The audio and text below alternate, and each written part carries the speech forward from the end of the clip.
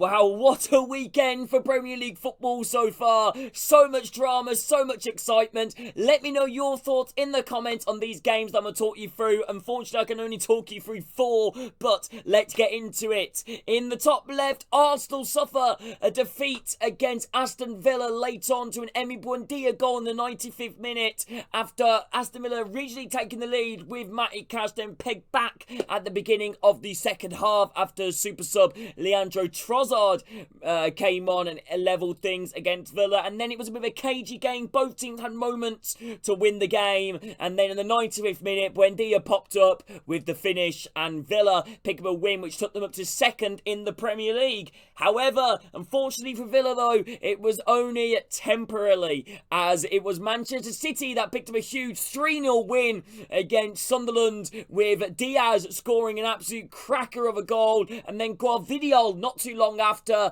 and then also sealing up the win was Phil Foden. And however, a man that I'm not going to forget to name in this game was Ryan Cherki, who got 2 assists for both goals. Absolute baller.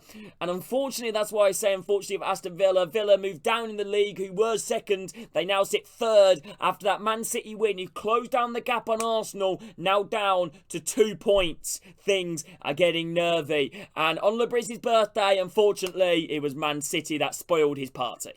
In the bottom left, it was master versus apprentice, as you would say. Keith Andrews was a set-piece coach at Brentford when Thomas Frank was the manager, and now today it was Keith Andrews, the manager of Brentford, versus Thomas Frank, the manager of Spurs, and a pretty comfortable victory for Spurs. 2 goals, Richarlison and Xavi Simons getting on the score sheet, which now leaves Spurs only 3 points off the top 4. However, the final game I'll talk you through was a narrow 2-1 victory for Newcastle United. However, the talking point is Johan Wissa, who makes his debut for Newcastle United today, the big £55 million signing. But, great start from Newcastle United in the game with Bruno Guimaraes scoring directly from the corner. And then it was a Anthony Gordon penalty in the 45th plus 8th minute of stoppage time. Penalty there to be able to make things more calm for Newcastle.